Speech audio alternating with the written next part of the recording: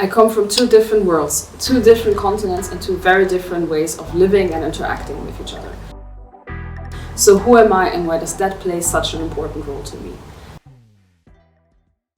My name is Rebecca and my mother comes from Brazil and my father comes from Germany.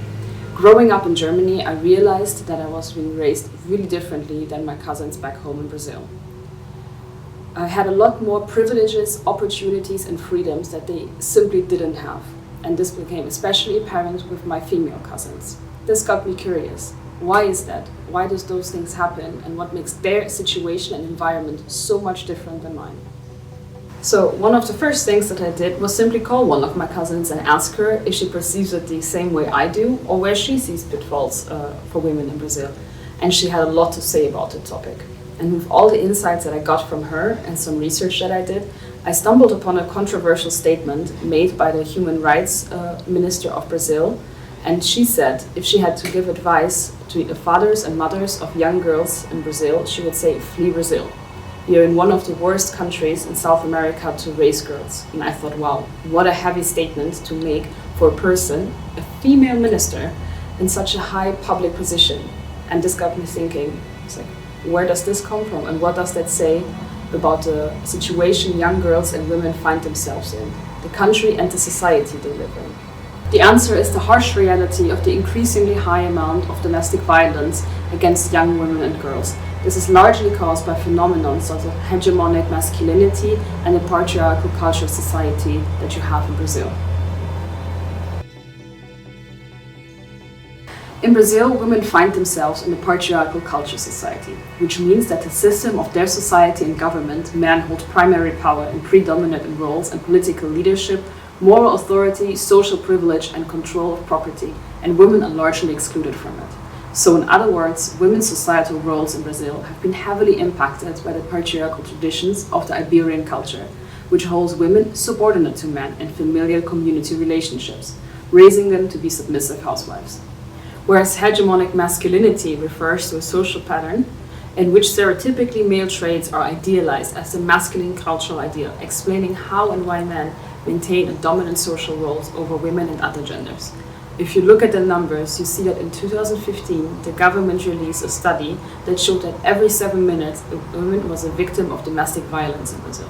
Over 70% of the Brazilian female population will suffer from some kind of violence throughout their lifetime.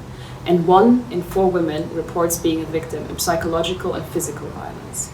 In 2017, Brazil had an estimate of 606 cases of violence and 164 cases of rape per day, over 60,000 cases throughout the year.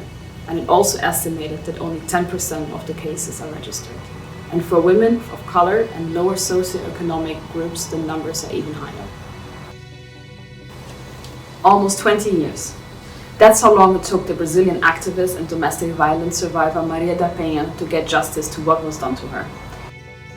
So what happened to her to fight for so long? For 23 years she was abused by her husband, peeking at him, trying to kill her twice. He shot her in the back, which left her paraplegic in a wheelchair. And she was so afraid to obtain a divorce, and so she returned home to her husband. And 2 weeks later, her husband once again tried to kill her. This time by electrocuting her with tampering with the electric shower. Miraculously, she survived both of those vicious attempts. Afterwards, Maria sought out legal assistance, and despite the vast evidence against her husband, the Brazilian justice system re-victimized Maria by taking 19 years to arrest and incarcerate her husband. So her fate and determination for justice were the grounds that brought this law against domestic violence to existence in 2006. And even until 2009, a case of domestic violence could be dismissed by court if the woman seemed dishonest. Nowadays, the violence still continues, but women are coming forward to press charges. The problem is that it's only in the big cities and state capitals where there are shelters and specialized police units and all the facilities that are specialized in victims of domestic abuse, which still leaves out a lot of women helpless and out of options, especially women from rural areas sadly just tend to be left behind.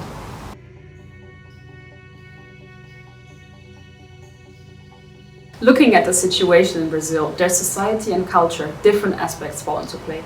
For one, the patriarchal culture society in Brazil.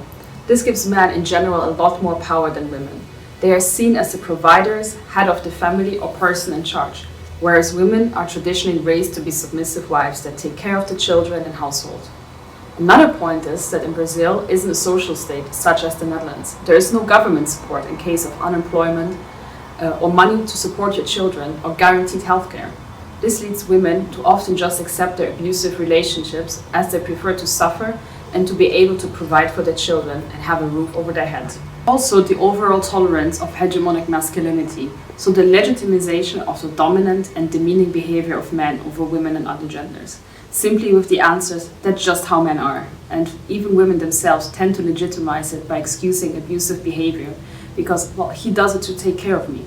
And from a social point of view, there is a lot of shame surrounding the topic and lack of family support, as they often just say, well, they just have to deal with it because that's their life and that's the cards they have been dealt with.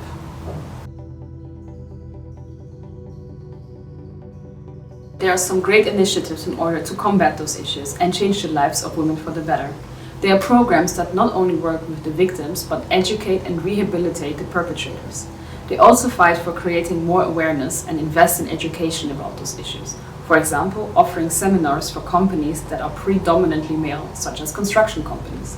Here they discuss the types of demeaning and abusive behaviors. Then around 50% of men usually don't even know that they're doing something wrong, as they have been taught this behavior for generations already. And the other 50% are predominantly aggressive men, also outside of their home environment. This type of extensive programs only exists in 3 out of 27 states, so there is still a lot to be done.